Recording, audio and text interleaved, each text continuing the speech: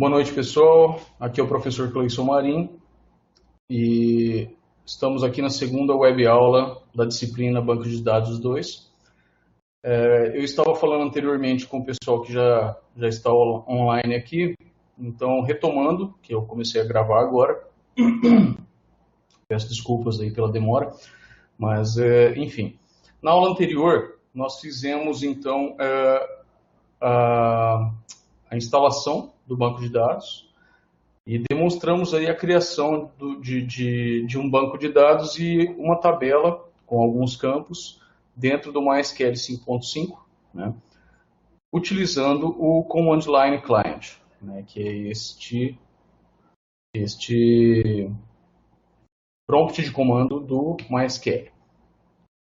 Então, vamos continuar aqui, a partir desse item aqui, onde nós já criamos o banco, criamos a tabela, criamos alguns campos, criamos inclusive chave primária, campos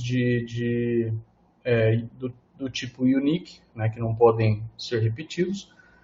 E nós vamos então prosseguir da seguinte forma. Eu vou tentar condensar o máximo possível para que a gente possa abordar então as 4 unidades de forma que pelo calendário original nós teríamos a finalização das atividades amanhã à noite, tá? O que acontece? Eu, o professor Emerson e o professor Delacir, verificamos que existem algumas inconsistências, tá? Em algumas questões da unidade 3 e unidade 4, e nós vamos então revisar essas questões.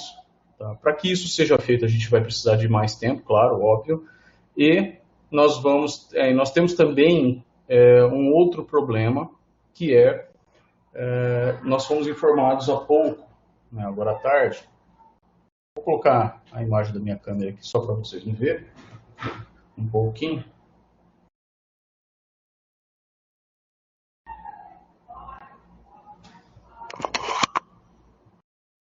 Olá. Estão me vendo aí, pessoal? A imagem não deve estar muito boa, mas vamos dar uma ajeitada aqui. Bem, então... Oi? Então, como eu estava falando, nós fomos informados de que o pessoal lá de Miranda e Corumbá e as cidades ali vizinhas tiveram um problema com um incêndio, né, uma queimada ilegal que aconteceu na beira da rodovia e que causou danos à fibra ótica que leva internet para essas cidades. Então, assim, nós temos colegas que vão ser afetados, que já foram afetados, inclusive. Então, para que a gente possa ser justo com todo mundo, o que a gente vai fazer? A coordenação e a direção, eles comunicaram lá no nosso grupo que seria interessante a gente postergar o fechamento dos questionários, por conta que várias pessoas vão ficar impossibilitadas, né? Até porque o que acontece? Se a cidade perde a conexão de fibra ótica, no caso de Miranda e Corumbá, que se não me engano é uma via de acesso só, se perde a conectividade, você fica sem comunicação nenhuma, né? Você fica sem internet, você fica sem celular, sem 3G, sem nada. O pessoal fica isolado. Então, acho interessante a gente postergar, né, o fechamento desses questionários, até porque nós temos um prazo razoável aí, né? O nosso calendário está com previsão de acontecer as provas presenciais no dia 9, né? Então, final de semana que vem, prova presencial. Então, nós podemos aí postergar o fechamento dessas atividades, eu estava falando com o professor Emerson, talvez aí para o dia 5, ou até no máximo dia 6, que é uma quarta-feira, né? Para que vocês então possam ter um pouco mais de tempo e o pessoal que está com problema de conectividade também ter esse tempo para poder responder esses questionários. Durante esse tempo, claro, nós vamos então também verificar essas questões que estão com alguma ambiguidade ou alguma inconsistência, tá? De forma a corrigir isso aí, para que vocês não sejam prejudicados. Quem já respondeu, quem já fechou o questionário, a gente pode fazer a reabertura do questionário. Então, dependendo do caso, da criticidade do problema com a questão, nós podemos talvez anular a questão ou substituir ela, vocês podem ficar tranquilos, tá? A gente vai fazer de tudo para resolver e para que vocês não sejam prejudicados por nenhuma situação desse tipo, tá? Bom, o que eu tinha para falar em relação a prazos era isso.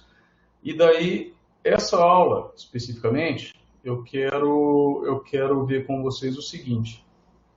Nós temos aí muito conteúdo teórico, né? A parte de data mining e de OLAP ele é bem teórico. Tá? E o que eu digo a respeito da prova presencial. Tá? A prova presencial, pessoal, pelo fato de banco de dados 2 ser uma disciplina bem, vamos dizer assim, de um nível um pouco mais elevado, um pouco mais complexa, o que eu posso adiantar para vocês é que eu não vou cobrar questões abertas. Tá? As questões que estão lá na prova são todas questões de múltipla escolha, de verdadeiro e falso e de associação. Tá? Eu não coloquei questões abertas, porque eu entendo que é um conteúdo massivo, é um conteúdo que ele precisa de muita prática para que você tenha um bom resultado em uma prova escrita, uma prova dissertativa, né, para que você possa desenvolver alguma coisa ali nessa prova. Então, eu optei por fazer uma prova mais objetiva, tá? De forma que vocês vão conseguir resolver com mais facilidade, mais tranquilidade. Não vão ser 10 questões, tá? Tem, se não me engano, são 7 ou 8 questões. Tem 2 questões que valem um pouquinho mais, que tem um nível de dificuldade um pouco maior. Mas são todas questões com alternativas nas quais vocês vão analisar, vão verificar, vão fazer comparativos lógicos, né? E responder, então, essas questões. O que eu peço é que vocês façam, então, durante esse período que nós temos aí, mais uma semana praticamente, que vocês utilizem o computador de vocês, o SGBD, o MySQL Server, né, o MySQL 5.5, para que vocês possam, então, fazer testes com consultas, com inserção de dados, com cadastramento, com criação de tabela, com definição de chave primária, etc., para que vocês tenham, então, ideia de como funciona o Command Line Client. Tá? Essa disciplina, especificamente, banco de dados. Né? Banco de dados 1 e 2 são duas que vocês têm para ter ideia de como funciona o armazenamento de dados, para que vocês, não que vocês vão ser DBAs, né? Porque o DBA ele é o Database Administrator, é uma pessoa que ela é expert, ela é especialista em banco de dados. Tá? Nós temos que abordar de uma forma um pouco mais genérica, um pouco mais superficial, tá? Mas vocês têm que saber como lidar com o banco de dados, como criar uma tabela, como fazer uma consulta. Afinal de contas, apesar de estarem fazendo um curso de licenciatura em computação, vocês, como professores de computação, têm que ter conhecimento suficiente para ensinar os alunos a criar um programa, criar um software, criar um banco de dados, fazer uma consulta de dados, inserir dados, remover dados, etc. Então, vocês têm que ter esse conhecimento básico, tá? A partir daí, se vocês decidirem por optar pela carreira de DBA, de Database Administrator, aí sim vocês vão ter que se aprofundar muito, né, porque tem muita complexidade envolvida em consultas, data mining e OLAP. Tá? Então, vamos verificar aqui. Vou fechar minha câmera agora. Tá? Até mais.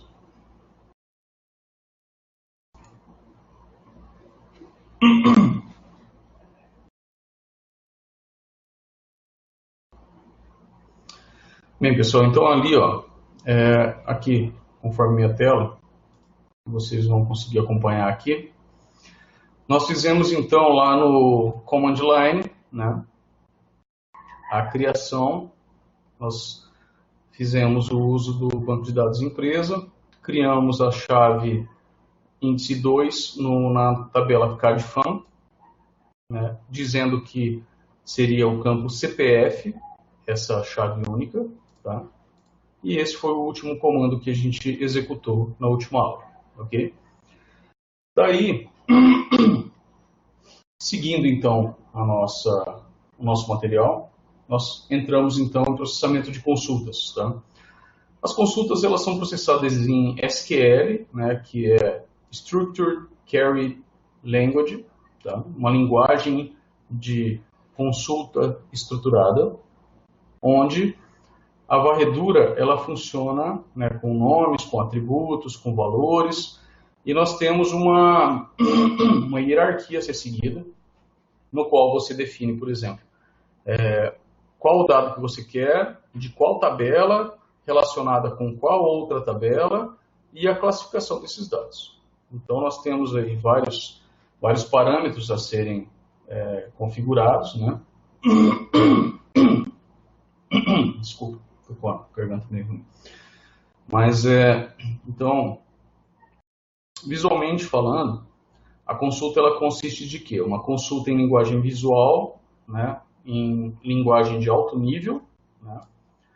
Aí nós temos aqui uma varredura em análise com validação, onde vai ter uma forma imediata de consulta, ou seja, eu vou definir o que eu quero consultar. Eu quero consultar todos os funcionários que fazem aniversário no mês de outubro, certo? Aí eu vou ter uma otimização da consulta, que ele vai fazer a leitura de uma forma um pouco melhor, o plano de execução, um gerador de código dessa consulta, que vai me trazer então o resultado, faz o processamento em tempo real, né, em tempo de execução do banco, e daí me dá o resultado que eu quero. Então, o código, para isso, ele pode ser executado diretamente, de forma interpretada, ou armazenado e executado mais tarde, sempre que possível, que é do modo compilado. Tá? Processamento em tempo de execução de banco de dados, né, o processador em tempo de execução, o que ele faz? Ele vai lá, né, e executa esse código no modo compilado ou interpretado para produzir essa consulta imediatamente. Né? Ele tem então um otimizador que faz uma melhoria nessa forma de consulta, e o sistema de gerenciamento de banco de dados, então, cada um deles gerencia de uma forma diferente, mas basicamente todos os bancos que são baseados em SQL, ou seja, em Structured Query Language, eles funcionam com todas as mesmas consultas. Tá? Então, se você trabalha com MySQL, com PostgreSQL, com SQL Server, toda consulta que você tem que utiliza a linguagem SQL, ela pode ser aplicada a esses bancos sem problema nenhum. Vocês vão conseguir executar ali, contanto, claro, que vocês utilizem os parâmetros corretos, com os nomes de tabela corretos e os campos corretos. Mas a estrutura da consulta, a estrutura dos comandos, ela é a mesma em todos os bancos de dados que utilizam SQL. Bom, esse aqui é o final da unidade 1. Deixa eu achar aqui a unidade 2.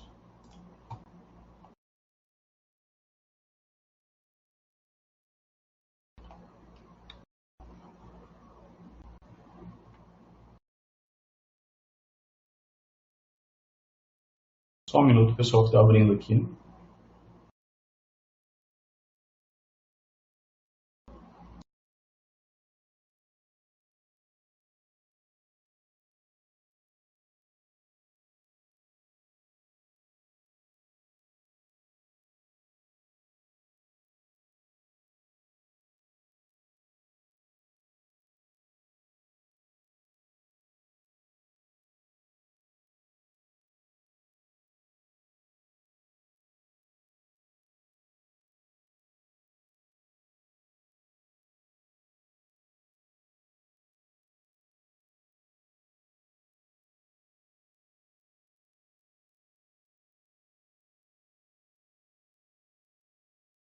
Bem, então agora tratando da unidade 2, pessoal, nós temos aqui o processamento de transações e segurança de dados. Né? Então, o processamento de transações, o que seria? Nós vamos, então, verificar, né, quando a gente faz um tipo de conexão com o banco de dados para poder fazer leitura e gravação e escrita. Tá?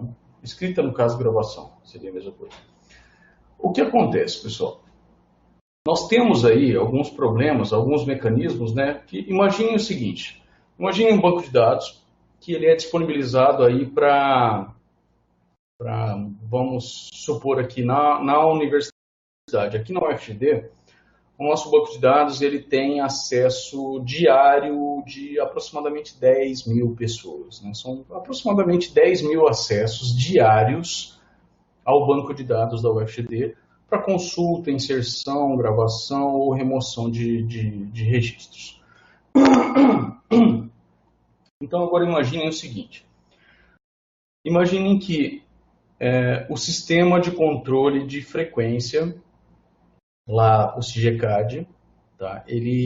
O professor ele tem que acessar a disciplina dele e fazer o lançamento de presença para o aluno Cleison Marinho e para o aluno José da Silva e lançar falta para os demais alunos. Quando eu faço esse acesso, né, se fosse, por exemplo, um arquivo do Windows, quando você abre um arquivo que está no seu computador ou está numa pasta compartilhada da rede, por exemplo, você abre ele no seu computador para edição e outra pessoa tenta abrir esse mesmo arquivo, a pessoa recebe uma mensagem dizendo que esse arquivo está bloqueado para edição e que ela só vai ter acesso de leitura. Por quê? Porque não é possível que duas transações ou duas pessoas executem gravação no mesmo local ao mesmo tempo. Tá? Então nós temos aí o quê? Nós temos um conflito de interesse de gravação no mesmo dado, no mesmo local do banco. Tá? Então, para isso, nós temos mecanismos de controle de concorrência e recuperação do banco de dados. Para que serve isso? Esses mecanismos eles fazem com que as transações, ou seja, as conexões e alterações que são feitas no banco de dados, elas sejam controladas de forma ordenada, com forma de prioridades, para que não aconteça nenhum tipo de inconsistência. Algo do tipo, olha, o Cleison acessou um dado e apagou o dado que o Emerson estava consultando. Vejam que isso causa um problema enorme. Por quê? Porque eu tenho uma transação solicitando dados de consulta, enquanto eu estou fazendo a exclusão dos dados que seriam consultados pela outra conexão. Então nós temos que ter esse controle de transação para quê? Para definir qual a prioridade e qual a sequência de execução desses comandos para que a gente possa manter a integridade do banco, certo? Então é para isso que serve o controle de concorrência. Tá? Bom, aqui nós temos várias notações mais científicas, né, a respeito disso. Aí nós temos aí a questão de atualização perdida, problema de atualização temporária, resumo incorreto, problema de leitura não repetitiva. São todas situações que podem ocorrer durante a execução de transações simultâneas no banco de dados. Tá? Daí, então, passando agora, imaginemos agora que o nosso banco de dados sofreu um problema, né? Nós tivemos aí uma corrupção do banco de dados, é corrupção do banco, tá, pessoal? Não é corrupção de corrupto, não, é de corromper, ok? Então, se o banco de dados for corrompido por algum acesso ilegal, ou então por uma duplicação de dados, ou por uma exclusão indevida, né, nós temos que ter aí, então, mecanismos de recuperação dele, de forma a voltar esses dados, ou voltar para a operação anterior, sem que a gente perca dados. Tá? Então, que tipo de falhas que podem ocorrer no banco de dados? Né?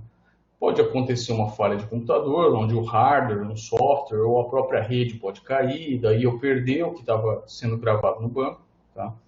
Um erro de transação ou de sistema, no qual essa conexão do cliente com o servidor de banco de dados ela pode ser perdida e daí o usuário também pode interromper de alguma forma durante a execução e cancelar e cortar no meio, né, essa transmissão de dados. Podem acontecer aí erros locais por qualquer tipo de ocorrência no computador ou no terminal que está executando essa consulta. Imposição do controle de concorrência, que é quando nós temos aí uma regra dizendo que eu não posso fazer uma gravação enquanto eu estou fazendo uma leitura de um dado, né? Eu tenho uma consulta onde esse dado que eu estou consultando, ele tem que ser, digamos assim, fidedigno à consulta, de forma que ninguém esteja alterando ele enquanto eu estou olhando a quantidade, tá? Então, o controle de concorrência ele funciona assim: enquanto eu estou com esse dado aberto, ninguém grava, ninguém altera ele, tá? Se acontecer uma falha de disco, onde a gente perca um disco que armazena alguma tabela ou algum campo desse banco de dados, a gente pode ter problemas também, e isso vai requerer uma recuperação do banco de dados. E problemas físicos e catástrofes, que são uma lista enorme de coisas que podem acontecer, como, por exemplo, pegar fogo no computador, uma falha elétrica que queima a fonte, que queima o HD, que estoura o processador. Então, existem N situações que podem causar inconsistência de dados. Então, a gente tem que ter como recuperar esses dados, tá?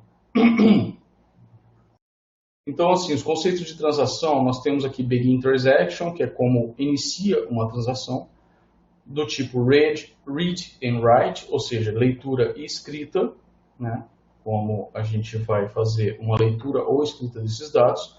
Quando eu utilizo end transaction, nós vamos interromper então a transação a partir desse momento.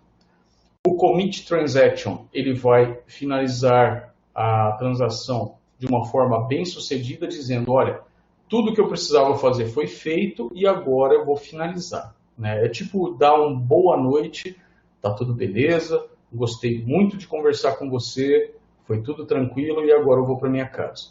Então o commit transaction ele é feito após a transação de leitura, escrita ou consulta ocorrer de forma correta, e o commit então ele confirma aquelas alterações no seu banco. Caso não aconteça isso, se você tiver algum problema, então em tempo real a gente também tem o rollback ou abort, que é uma transação do tipo de cancelamento, ou seja, o que você está fazendo naquele momento, nós temos assim uma camada de proteção, porque você não faz uma alteração em tempo real e essa alteração é gravada no banco. Então nós temos assim, eu faço a escrita no banco e depois eu dou um commit para realmente gravar aquilo. Então, eu escrevo, beleza, escrevi, ok. Se eu não der um commit e eu cancelar, ou eu sair, ou finalizar a transação, ele vai dar um rollback. Por quê? Porque eu não dei o commit, ou seja, eu não confirmei que aquilo realmente tem que ser feito. Então, o rollback, ele é padrão para quem não faz commit. Se eu não confirmar que é aquilo que eu quero, ele cancela. Tá? Ele volta para o dado anterior. E também existe a opção de você dar um rollback ou abort caso você faça algo errado durante a transação e você fala, não quero executar, não quero finalizar essa transação porque aconteceu um problema. Ou então inseri um dado errado. Então aí sim eu faço um rollback para que isso seja desfeito. Seria praticamente um Ctrl Z no banco de dados, né? Um desfazer. Pessoal, todo mundo que está aí está conseguindo me ouvir, estão conseguindo acompanhar. A gente está monitorando aqui o bate-papo. E caso vocês tenham algum problema, é só chamar a gente aí. Estamos eu, o Emerson e o Delacir à disposição de vocês.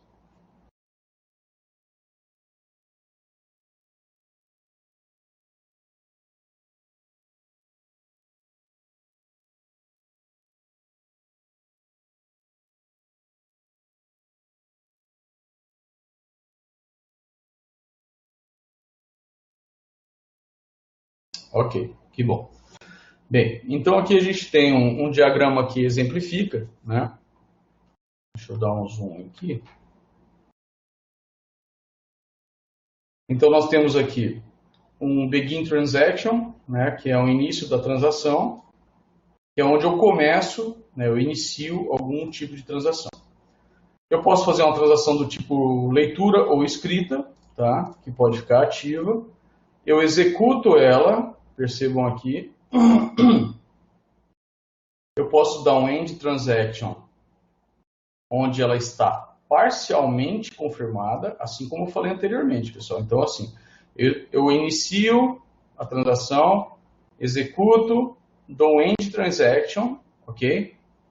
Só que para que ela seja totalmente confirmada, eu tenho que obrigatoriamente, executar o commit. Tá? Por quê? Eu posso me arrepender, eu posso ter feito algum erro durante a transação, pode ter caído energia, pode ter dado um erro de comunicação. Tá? Nesse caso, a gente vai fazer o quê? A gente vai abortar com o rollback, tá? E ela vai se dar como terminada sem fazer alteração nenhuma. Tá? Se eu fizer o commit, aí sim eu confirmo tudo que foi feito, toda a gravação.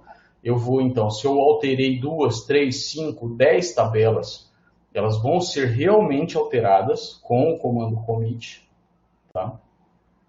E daí sim, essa alteração que eu fiz no banco de dados, ela vai ser confirmada. Tá? Caso isso não aconteça, vejam que o abort ele vem desde o começo aqui, ó. Desde do begin transaction aqui, se eu começar uma transação e eu der um rollback, ele vai cancelar lá do começo, ele não vai executar nada, ele vai simplesmente ignorar tudo que foi feito. Tá?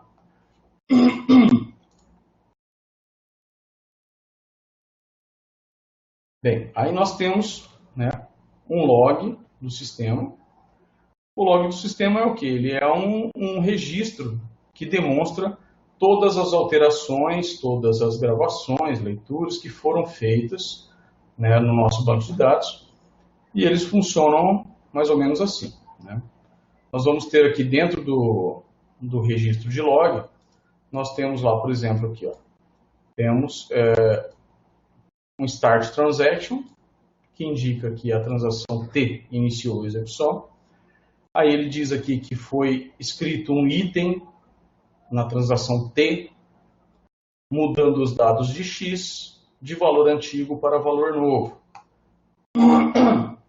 Então, assim, nós temos como verificar tudo que foi feito no nosso banco de dados através do arquivo de log, tá? Que ele vai registrando, então, o que foi feito.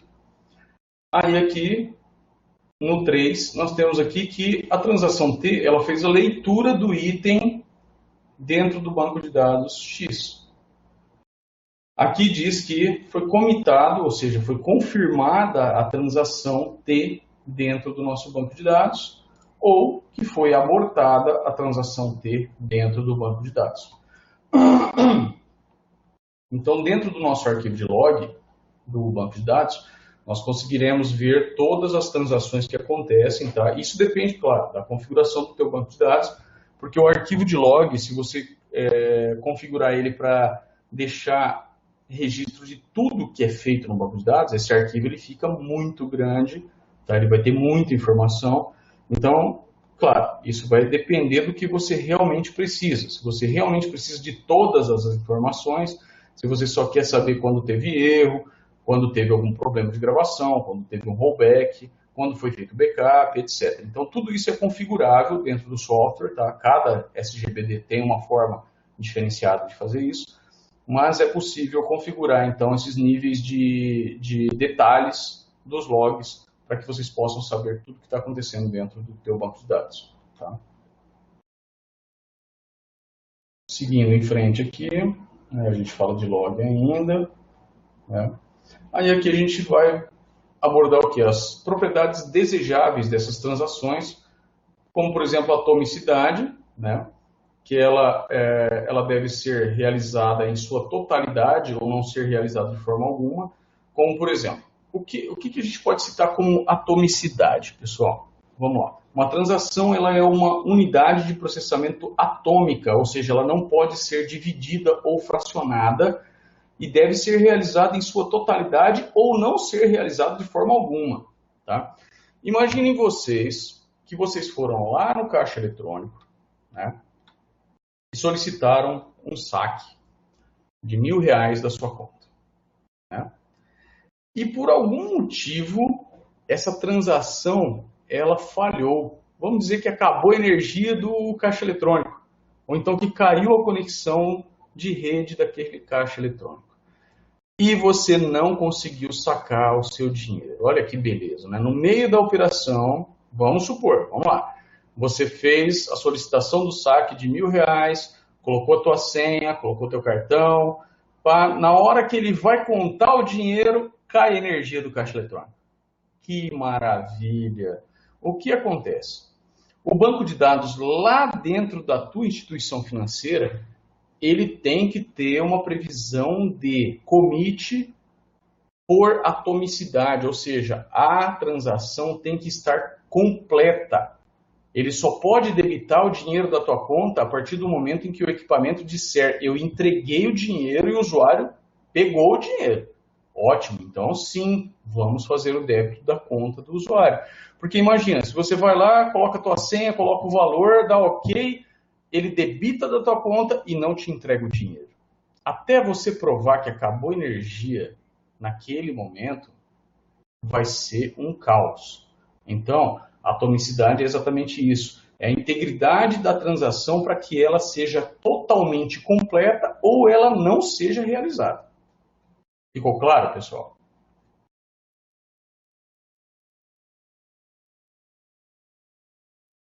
Que bom. Então vamos lá. Próximo item aqui, persistência. Desculpe. Enrolou a língua. Preservação de consistência. Desculpe.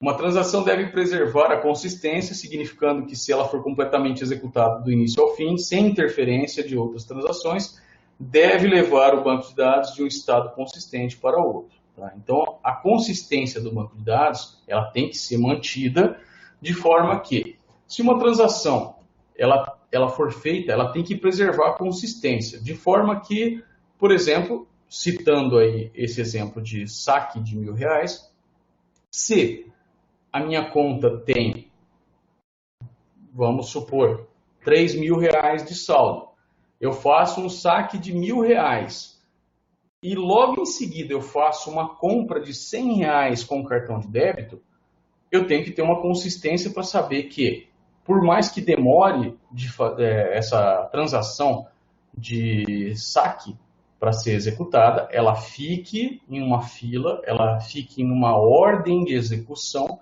Então eu tenho 3.000 na minha conta, eu saquei 1.000 e logo em seguida eu comprei R$ 100 no débito. A consistência diz o seguinte, que dos 3.000 eu tenho que decrementar 1.000 e depois decrementar 100, então eu tenho que ficar com 1.900 de saldo.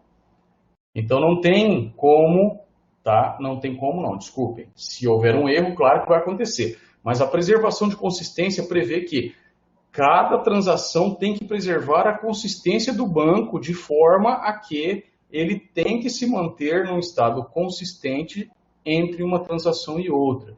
Ou seja, se eu fizer um saque, uma compra em débito e um depósito, ele tem que ter toda uma sequência lógica para que ele possa fazer a computação desses valores e me entregar o resultado correto. Tá?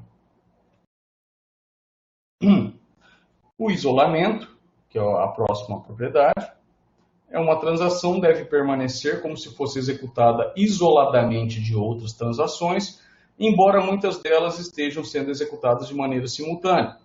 Ou seja, a execução de uma transação não deve ser interferida por qualquer outra transação que acontece simultaneamente. Então, vamos lá. Essa transação que está acontecendo agora, vamos voltar ao exemplo do saque. Né? Vamos lá. Eu solicitei um saque, eu tenho 3.000 na minha conta, eu solicitei um saque de R$ 1.000. Né? Ok, ele verifica se o saldo é disponível, eu tenho 3.000, ótimo, beleza, posso fazer o saque.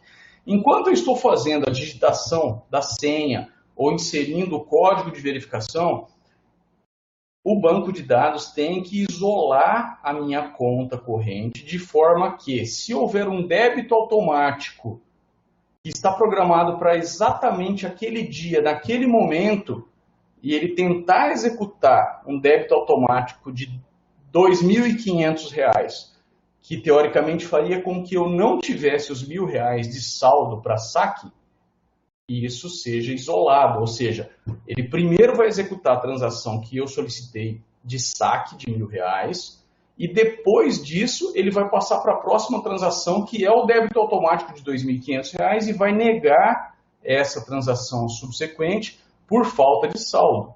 Vejam bem, então o isolamento ele faz com que a transação que chegou primeiro seja concluída antes de eu fazer alterações na consistência do meu banco de dados por uma transação subsequente. Ficou claro?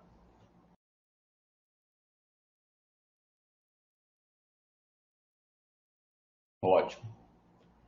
Durabilidade ou permanência.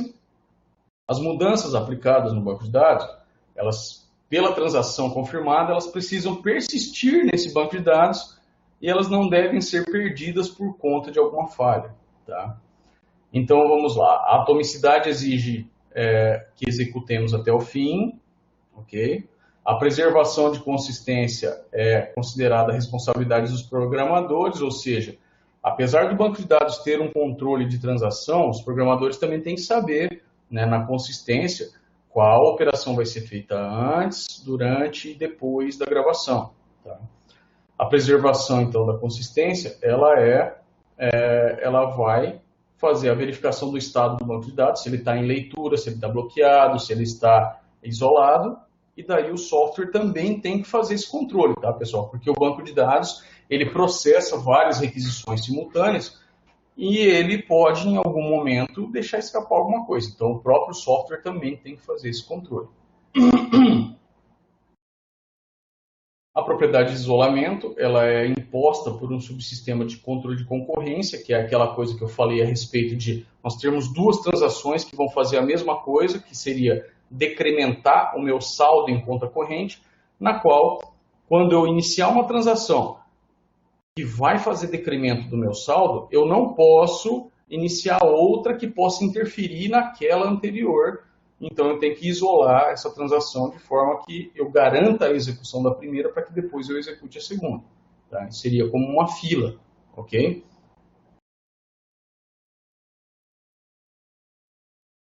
Aí, por fim, a propriedade de durabilidade é a responsabilidade do subsistema de recuperação do sistema de banco de dados. Durabilidade, então, pessoal, seria o quê? Depois desses dados gravados, né, imaginem que você fez o saque, aconteceu um débito em conta corrente e, pelo fato de não ter saldo, esse débito ele foi devolvido. E nesse momento, a empresa lá, o banco, tem uma falha de banco de dados, tá? Tem uma falha elétrica e cai tudo. O que acontece?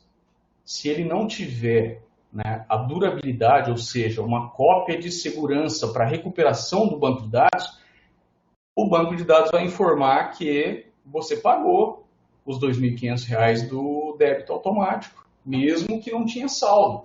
E ele vai retornar para você, né, ele vai retornar lá para o banco dizendo, olha, foi sacado R$ 1.000 e foi feito um débito de 2.500 e foi executado. E ponto.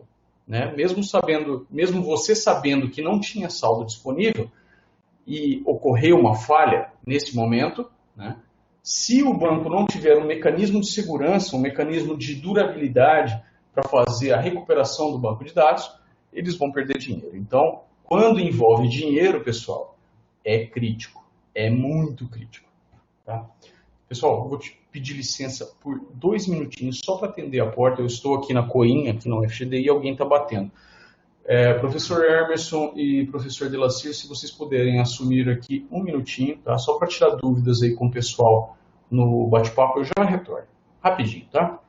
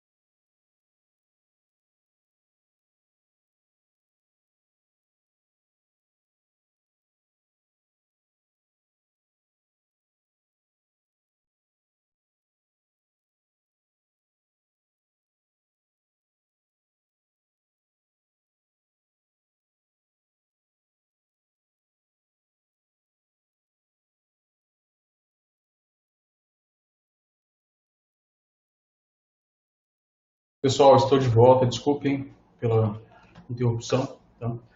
Fui ali atender a porta, mas enfim, vamos lá. Então, retomando, nós temos aqui as questões de segurança do banco de dados, né? Vamos dar uma passada rapidinho, porque a gente está meio atrasado. Então, nós temos aí várias questões de segurança de banco de dados que envolvem questões legais, éticas, de política de nível governamental, relacionadas a sistemas, como nível de sistema, por exemplo. Eu posso ter banco de dados aí, vamos citar aqui o da UFGD, né? Eu tenho o banco de dados de registro de notas e presenças de vocês, né? No qual o professor ele tem direito de acesso a lançamento de nota, lançamento de falta, lançamento de plano de ensino e alteração desses dados, ok? O aluno, no caso vocês, tem acesso de leitura desses dados. O que seria? Vocês vão visualizar os dados que foram inseridos por outro usuário sem ter direito de alterar esses dados. Imaginem, por exemplo, se um aluno tivesse direito de alterar dados no banco de notas ou de presenças, né? Seria um caos, ou seja, não teria controle nenhum, tá? Não que vocês não achem bom, né, uma situação dessa, eu até imagino, né, o aluno tendo acesso ali à nota dele, olhando, não gostei dessa nota que o professor me deu, não, vou mudar aqui para um 9.8, 9.9, né, que eu mereço, já que eu sou um aluno exemplar. Então, assim, pessoal, a questão da segurança do banco de dados, ela é definida em níveis de acesso, né, em direitos de acesso, são questões aí são éticas, legais, relacionadas ao tipo de sistema, a políticas de nível governamental ou nível de hierarquia de empresa, etc. Então, essa segurança do banco de dados ela tem que ser garantida de forma que usuários não permitidos não acessem dados, podendo alterar ou ler dados críticos, né, até mesmo leitura. Por exemplo, um aluno não pode ficar olhando as notas do outro aluno lá dentro do CIGECAD. Cada aluno tem acesso à sua visualização dos seus dados, né, porque é injusto, não é legal, né, não é ético uma pessoa visualizar a nota da outra sem consentimento dessa pessoa. Então, assim, nós temos que ter essa segurança no banco de dados de forma a deixar o usuário tranquilo com a integridade desses dados, né? Então, quando nós temos aí a perda de integridade, né, nós temos aí que essa alteração, essa informação crítica ou não, né, ela foi alterada de forma imprópria, né? O que seria isso? O banco de dados ele deixa de ser íntegro a partir do momento em que eu vou lá e lanço uma nota para um aluno, dizendo, olha, o aluno fulano tirou uma nota 5.7. E daí o banco de dados permite que outra pessoa ou o próprio aluno altere essa nota para 8.5. Então, a partir daí, eu perdi a integridade do meu banco de dados. Por quê? Porque um dado que foi inserido, que deveria estar lá, deveria ser garantida a sua integridade, ele teve acesso indevido e foi alterado. Então, a partir daí, o meu banco de dados ele não é íntegro. Tá? Disponibilidade. A disponibilidade do banco de dados é referente a deixar todos os dados e objetos disponíveis para um usuário ou a um programa que solicitem eles de forma legítima. Como, por exemplo, se eu defino que o professor Emerson e o professor Delacir têm acesso aos dados que eu lancei de notas e de presenças dos alunos que estão matriculados na minha disciplina, eles têm que ter, sim, a disponibilidade de visualizar esses dados. Se eles perderem isso, então o banco de dados está inconsistente, ele não tem essa disponibilidade que ele deveria ter. Tá? Em relação à confidencialidade, o banco de dados ele tem que ser confidencial de forma a não expor os dados que estão ali gravados para pessoas não autorizadas ou pessoas que não têm um nível de acesso mínimo para visualizar aquela informação. Como, por exemplo, o coordenador de curso ele tem direito a visualizar todos os alunos, todas as notas, todas as presenças, de forma que o professor de uma disciplina ele só tem direito de visualizar essas informações da disciplina dele. E já o coordenador de curso ou o diretor da faculdade, não. Ele pode visualizar todas as disciplinas de todos os alunos daquele curso ou daquela faculdade. E isso, claro, respeitando o nível de hierarquia e de acesso de cada usuário. Tá? Vamos dar uma acelerada aqui. A gente já está bem avançado. Controle de acesso, nível de conta. Tá, controle de acesso, nível de conta, a gente já fala lá dentro do próprio SQL. Né? Aqui, por exemplo, pessoal, a gente está falando aqui, ó, deixa eu tentar subir aqui, privilégios de modificação. Aqui a gente já começa a tratar de comandos SQL. Ó. Aqui, por exemplo, quando a gente fala a respeito de privilégios de acesso. Grant on privilégios, colunas on, asterisco, asterisco, DB, vamos explicar isso aqui, tá? Só para vocês poderem entender. Então, eu estou dizendo que garanta os direitos na tabela, né? Garanta todos os direitos. Aí eu coloco aqui os direitos. Quais são os privilégios dessa pessoa? Aqui nas colunas, ou seja, onde eu quero aplicar isso aqui, na todas as tabelas do banco de dados XYZ, na tabela tal, para o usuário que eu quero, né, identificado pelo password senha. Então, por exemplo, o que eu estou dizendo aqui? Eu estou dizendo que todos os usuários que eu colocar aqui, com essa minha senha aqui, eu vou dar o direito, né, desses privilégios nessas colunas para que eles possam fazer aqui ó, um valor X para o máximo de consultas por hora, um valor X para o máximo de atualizações por hora e um valor X também para o máximo de conexões por hora. Então, assim, eu estou definindo aqui no meu banco de dados, numa tabela ou numa consulta específica, qual o privilégio que um usuário específico pode ter em cima de uma tabela, um grupo de dados ou uma view, que a gente chama, que é um grupo de várias tabelas, para que ele possa, então, visualizar esses dados. Tá? Então, aqui, a partir do comando grant, a gente consegue garantir acesso a determinados dados com vários parâmetros. Tá? O comando revoke, ele revoga ou cancela, tá, esses privilégios que foram atribuídos anteriormente com o comando grant, e daí você coloca os parâmetros que você quer para poder cancelar de qual usuário, qual privilégio, de qual coluna, qual tabela, etc.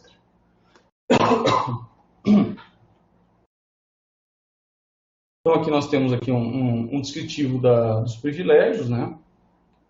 Se você colocar all privileges, você deixa todos os privilégios simples, com exceção do grant option. Alter é um privilégio de alteração da tabela. Create é um privilégio de criar tabela. Create temporary tables, você pode criar tabelas temporárias. Delete, você dá permissão para que o usuário apague tabelas ou apague registros. Drop, você pode fazer... O drop e o delete eles são muito parecidos, tá? A nível binário eles são um pouco diferentes, mas delete, que seja, é para apagar o conteúdo, e drop você realmente apaga a estrutura da tabela. Tá? Execute é para executar procedimentos armazenados, como triggers ou alguns comandos predefinidos. File, você vai conseguir selecionar arquivos ou carregar arquivos de algum outro local dentro da sua tabela. Index é para você conseguir indexar a tabela utilizando outros índices. Insert, para você poder inserir inserir dados na sua tabela. Lock table, para você bloquear essa tabela de forma a ninguém mais fazer alteração, né, quando você tem esse privilégio, claro. Process, para você utilizar a demonstração de todos os processos que estão rodando naquela tabela. Reference, ainda não foi implementado. Reload, para utilizar um flush, ou seja, apagar todos os dados temporários e recarregar a tabela. Replication Client, ele pode obter a localização master ou slave. Tá? Qual a diferença de master ou slave dentro de um banco de dados? Master é aquele usuário que pode fazer qualquer coisa, ele pode criar, apagar, remover, excluir, e o slave ele seria um usuário secundário, né, ou um terminal que ele só pode fazer leitura. Isso, claro, é definido nas configurações. Replication Slave é para fazer a replicação dos bancos de dados que são secundários, ou seja, se eu quero fazer uma cópia de segurança num outro computador que é slave, eu posso fazer essa cópia. Aqui tá repetido aqui, ó. Replication Slave. Não, Replication Client, desculpe, pessoal. Tá? Então, permite aqui, sim, para poder replicar os dados para um slave, que é um outro computador que tem um banco de dados que vai fazer uma cópia de segurança. Select é para você selecionar os dados que você quer na consulta. Show Databases, para mostrar todos os bancos de dados que estão dentro do SGBD. Shutdown, para finalizar o MySQL Admin. Super, para poder executar mesmo que Max Connection tenham sido alcançados, ou seja, mesmo que eu tenha um máximo de conexões disponíveis alcançadas pelo banco de dados, se eu setar lá no arquivo de configuração, por exemplo, que o máximo de conexões são 100, tem 100 usuários conectados, se eu colocar um super e daí dar um connect ou um select ou alguma coisa, ele vai permitir, contanto que eu tenha acesso garantido pelo meu usuário, que eu conecte além dessa quantidade definida lá nas configurações. Tá? Update é para poder atualizar os registros da tabela ou do banco. Usage é um sinônimo para sem privilégios, ou seja, usage é um usuário comum que não tem privilégio nenhum em cima do meu banco de dados. E Grant Option permite que o usuário possa atribuir privilégios para outros. Tá? Bem, aí aqui nós temos alguns exemplos, né? Delete from mysql.user, onde o que ele está fazendo aqui? Ó, ele está apagando um registro da tabela mysql.user, onde user é igual ao atributo usuário. Aqui eu poderia ter, por exemplo, o meu nome, Clayson. Tá? Então, onde tiver o usuário Clayson e o computador, ou seja, o host, for a minha máquina aqui, digamos assim, PC Clayson, ele vai apagar esse registro da tabela MySQL User. Tá? Então, eu fiz aqui uma combinação de nome de usuário e host para definir o que eu quero apagar do meu banco. Tá? Então, assim, o usuário sendo Clayson e a máquina sendo PC Clayson, vai lá e apaga isso do meu banco. Okay? E daí Flush Privileges, ele vai o quê? Atualizar, ele vai remover os privilégios desse cara aqui. Tá? Ele vai apagar os privilégios do usuário Clayson. Deu para entender, pessoal?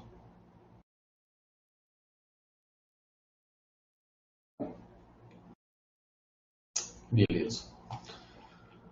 Bom, então aqui na sequência, pessoal, são todos os comandos SQL que vocês podem testar aí no terminal de vocês, tá? Para que vocês possam entender um pouco mais.